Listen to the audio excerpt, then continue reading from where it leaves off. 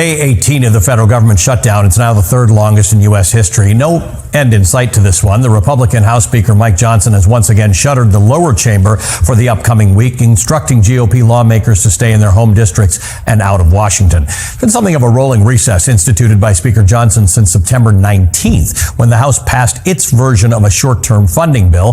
House Republicans have been pretty much MIA since then. The shutdown impasse is centered around the expiring Affordable Care Act health subsidies. Democrats want to extend them in order to prevent insurance premiums from soaring for millions of Americans. Johnson and Republicans have been unwilling to include them in the negotiations, even though any new spending bill would need at least some support from Democrats in order to pass, because the filibuster in the Senate requires a 60-vote threshold to clear. Now, that's something Republicans could overcome if they wanted to, but they're choosing not to for the moment.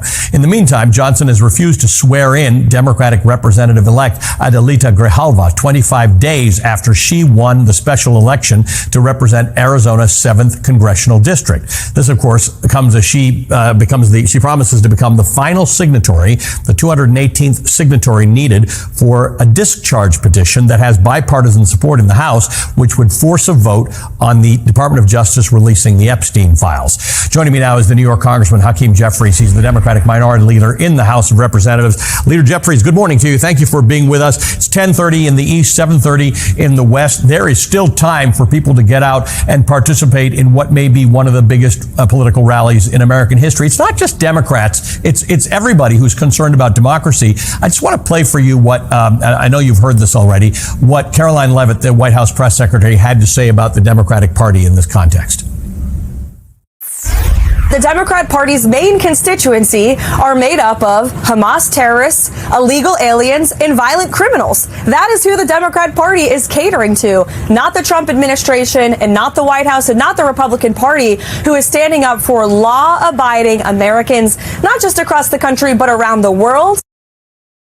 Your take on that? Well, the so-called White House press secretary is an unhinged disgrace. If she's opening her mouth, it means that she's lying. And clearly, we've seen that in this context. The protests that are going to take place today, the peaceful expression of dissent, is entirely consistent with the American way. In fact, it's as American as motherhood, baseball, and apple pie. It's what the framers of this Constitution envisioned. You know, in this country, when the people fear the government, there is tyranny. But when the government fears the people, there is liberty. And it's important for everyday Americans of every political persuasion to continue to express peaceful dissent with the out-of-control policies of the Trump administration and the fact that Republicans continue to unleash extremism on the country in ways that are deeply harmful. The Republicans have been pretty effective in their message discipline, where they decided to call this the Hate America rally. Pro-Hamas, Antifa, and Marxist, and whatever else they've been using. What's your message to people about what these demonstrations should be?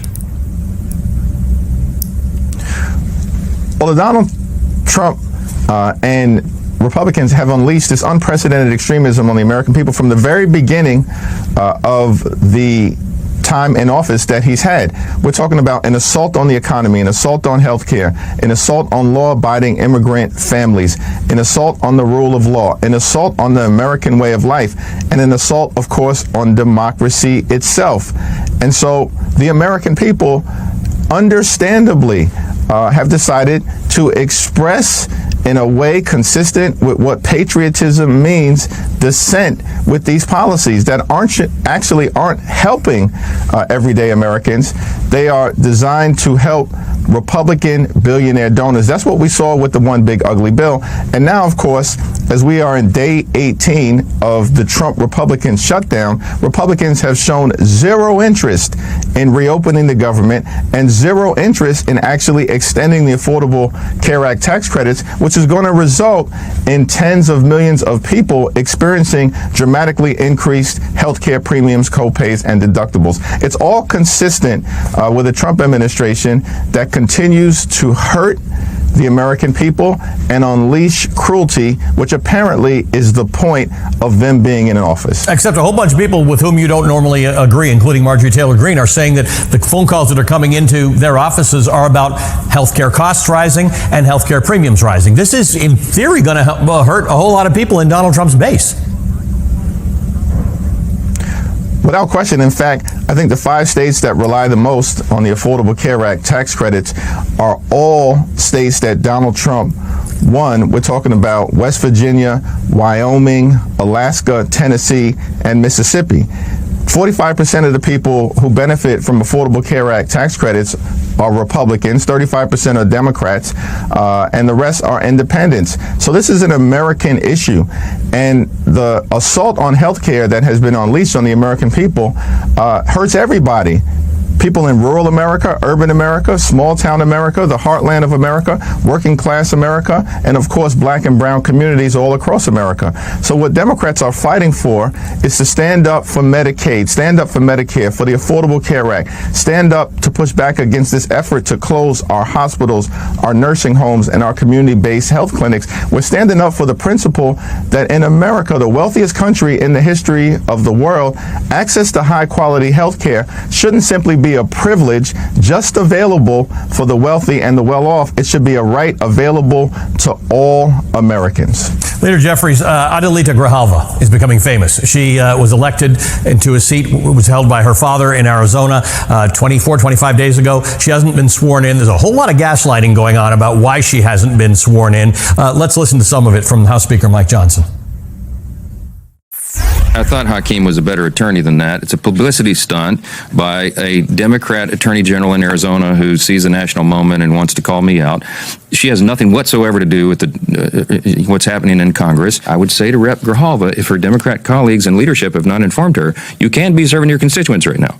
You have an office. She's hired 16 employees. That's a little bit of gaslighting. She is in office. She has hired employees, but she's not been sworn in as a member of Congress. And there's no prohibition in a shutdown about her not being sworn in. There's absolutely no prohibition. She should have been sworn in weeks ago.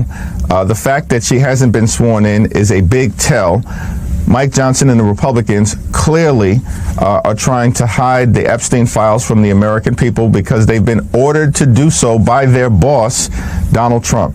And the challenge is they don't want to swear in someone like Representative-elect Adelita Grijalva, who understands that as members of Congress, we don't work for Donald Trump, we don't work for J.D. Vance, we don't work for their billionaire donors, we work for the American people. Leader Jeffries, good to see you. Thank you for joining us this morning. New York Congressman Hakeem Jeffries is the top Democrat in the House of Representatives. What we're witnessing today is not just political dysfunction, it's deliberate sabotage. The 18-day federal government shutdown is not an accident of bureaucracy. It's a reflection of Donald Trump's politics of chaos, a government paralyzed by ego, held hostage by loyalty tests, and driven by the fear of one man who refuses to accept accountability.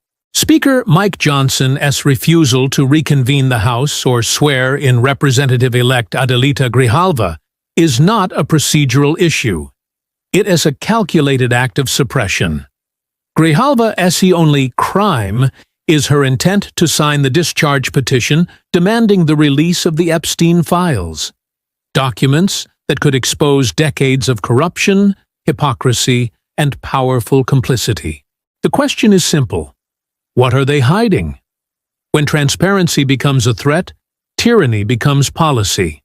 The Trump-aligned Republicans are doing everything they can to keep Americans distracted, fueling outrage, amplifying division, and weaponizing fear, while silencing anyone who dares to uncover the truth.